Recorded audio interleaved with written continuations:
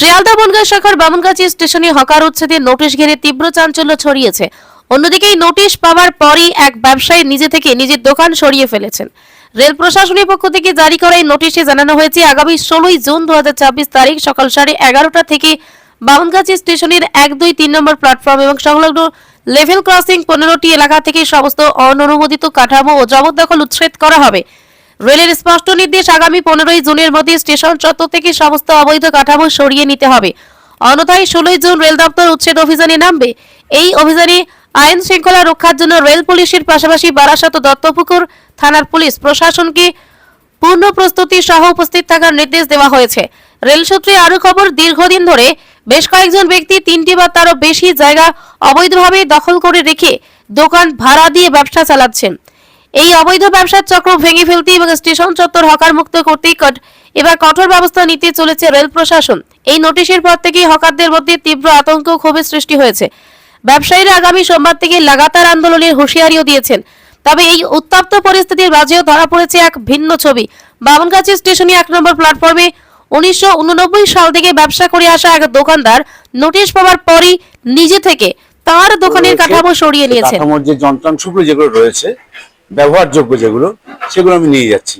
যদি ভবিষ্যতে রেল আমাকে বসতে দেওয়ার সুযোগ দেয় তখন আমি চিন্তা ভাবনা করবো। এখন তো সেরকম কোনো চিন্তা ভাবনা নেই, রেল বসতে দেবে বলে আমার মনে হয় না। যদি দেয়, কত বছর দোকান? আমি প্রায় ধরুন 89 সাল থেকে দোকানদারি করছি, 89 থেকে 1989 সাল থেকে দোকানদারি করছি, এখনো পর্যন্ত করছিলাম। এখন যা সিদ্ধান্ত হয়েছে, রেলের উন্নয়নের কাজে আমি বাধা দিতে চাই না, আমি তার শরিকও হতে চাই না। রেলের উন্নয়নের সঙ্গে থাকতে চাই সবসময়, সর্বক্ষণ। রেল একটা ভালো কাজ করুক, একদম। এবার কি করবে দেখি কি করা যায়, ভাবতেই হবে। মানে ধরুন রেলের এই যে সিদ্ধান্ত, আপনি সেটাকে স্বাগত জানাচ্ছেন? 100 বার স্বাগত জানাবো। রেলের জন্য আমি বলছি রেল উন্নয়ন করুক, কিন্তু একটাই কথা আমি বলবো যে সাধারণ গরিব মানুষের চিন্তা ভাবনা করে রেল সমস্ত কিছু চিন্তা ভাবনা করুক। এতে সত্যি বলছি, আমি কেন, আমার মতন হাজার হাজার পরিবার বেঁচে যাবে। এই বয়সে এসে দাঁড়িয়ে একেবারে কর্মসংস্থান হারাচ্ছেন, আবার সেটাকে স্বাগতও করছেন। কি করবো, কিছু করার নেই। আমি তো আর রেলকে ভাড়া দিতে পারবো না যে আমি জোর করে, আমার তো আমাদের কেনা জমি না, আমার তো এখানে দলিল নেই কোনো যে আমি এখানে জোর করে এখানে বসে থাকবো, সে ক্ষমতা আমার নেই। বাকি জীবন কি করে খাবেন দেখি এখন কি করে, উপরবেলা আছে। আর আমি আছে অনেক, এখানে রেলের অনেক বহুত আধিকারিকরা আছে, তাদের সঙ্গে কথাবার্তা বলি, দেখি যদি কোনো ব্যবস্থা করে দেয়। বুঝেছেন? পুনর্বাসনের কোনো আলোচনা হয়েছে? 100 বার চাই পুনর্বাসন যদি দিলে তো খুবই ভালো হয়। আমরা 100 বার চাইছি এটা আমরা পুনর্বাসন দিক। তার জন্য যদি আমাদের ভাড়া দিতে, আমরা ভাড়া দেবো। হ্যাঁ, আমাদেরকে যেন কেউ এসে ঘাট ধরে না বলে তুমি এখান থেকে চলে যাও, এটা যেন কেউ বলতে না পারে। আপনারা পুনর্বাসন এবং সেখানে ভাড়া দিয়ে থাকতে? নিশ্চয়ই 100 বার। কারণ আমার যেরকম বাড়িটা আছে, সে তো আমার বাবা হোক, আমার দাদু হোক, যে হোক করে দিয়ে গেছে, তো সেখানে আমার অধিকার আছে। আমি যেখানে বসে ব্যবসা করি সেই জায়গায় যেন আমার অধিকারটা থাকে। এর থেকে আর বড় কিছু না যে আমি এখানে বসে করে খাচ্ছি, তার জন্য আমি গভর্নমেন্টকে এটা দিচ্ছি। নোটিশ পাওয়ার পরেই ভেঙে ফেলল? হ্যাঁ। কি নাম? আমার নাম অশোক বিশ্বাস।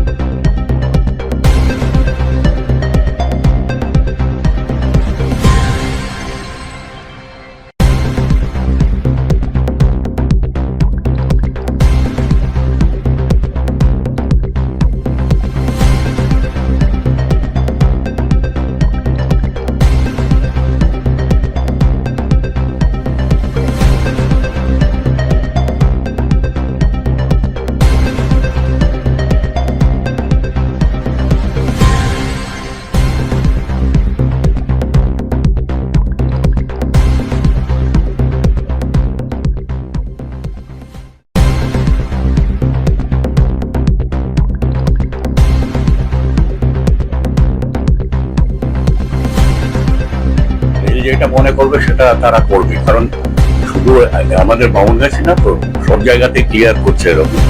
আমার বলার উদ্দেশ্য ছিল আমাদের পার্টিরও স্ট্র্যাটেজি, যে অবাঞ্ছিত যত দোকান আছে যেগুলো এক একজন বন্ধ করে রেখে দিয়েছে, অকুপাই করে রেখেছে রেলের জায়গা, সেইগুলোকে ভেঙে দিক, খুলে দিক, তুলে দিক, এখানে কিছু বলার নেই আর কি। অনেকে এখানে তৃণমূলের সময় এরকম অনেকে ছিল যারা এগুলোকে ভাড়া দিত আর কি, নিজে তো করেইনি, একজনকে দিয়েছে, আবার সে আরো দুটো তিনটে দোকান দিয়ে সেগুলোকে ভাড়া খাটিয়ে এসব পয়সা। তো আমাদের পার্টি স্ট্যান্ডই হচ্ছে কোনো তোলাবাজি চলবে না।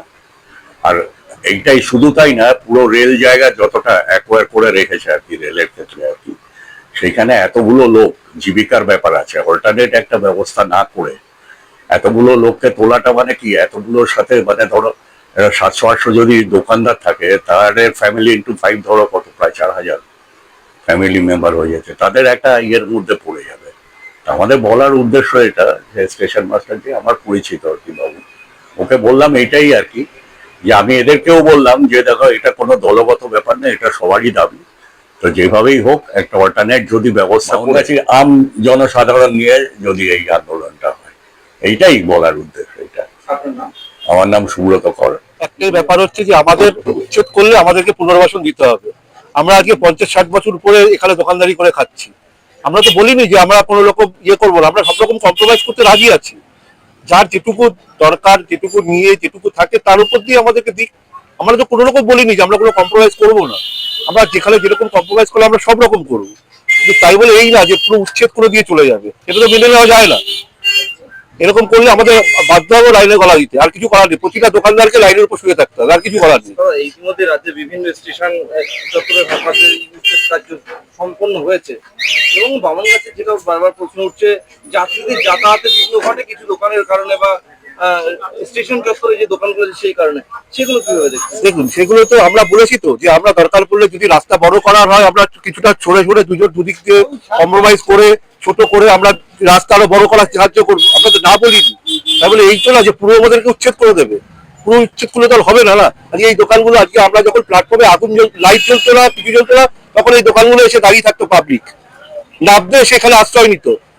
ট্রেন থেকে কেউ ভুল করে বনগা লাইনে উঠে গেলে, বামনগাছি নামতো বারহাট থেকে, হাটাবাদ লোকালে না উঠে বনগা লাইনের ট্রেনে উঠে গেলে বামনগাছি এসে আশ্রয় নিত, এই দোকানগুলোর সামনে এসে দাঁড়াতো। প্ল্যাটফর্ম তখন কি ছিল, আজ থেকে 10-15 বছর আগে তখন কোথায় ছিল আরপিএফ, জিআরপি, কে বাজারে আশ্রয় দিত তাদেরকে? যদি দখলমুক্ত করতে সক্ষম হয় সেক্ষেত্রে আপনাদের পরিস্থিতি? আমাদের আন্দোলন ছাড়া কোনো পরিস্থিতি নেই, আন্দোলন করে যেতে হবে, যতদিন না পারবো আন্দোলন করে যাবো, যতদিন চলবে আন্দোলন করবো, এই জায়গায় যা করার করবো আমরা, আর কি করবো? আমরা তো আর পারবো না রেলের সাথে মারামারি করতে, আমরা আন্দোলন করবো, আমাদেরকে মেরে গুলি করে মেরে দিয়ে চলে যাক, নিয়ে চলে যাক, তারপরে দোকানে না থাকলে বেঁচে থাকলে নিয়ে চলে যাক, তারপরে আমাদেরকে মেরে নিয়ে যাক, আমাদেরকে মেরে ভেঙে নিয়ে চলে যাক, আমাদের কোনো আপত্তি নেই। আমার নাম সত্যজিৎ কর।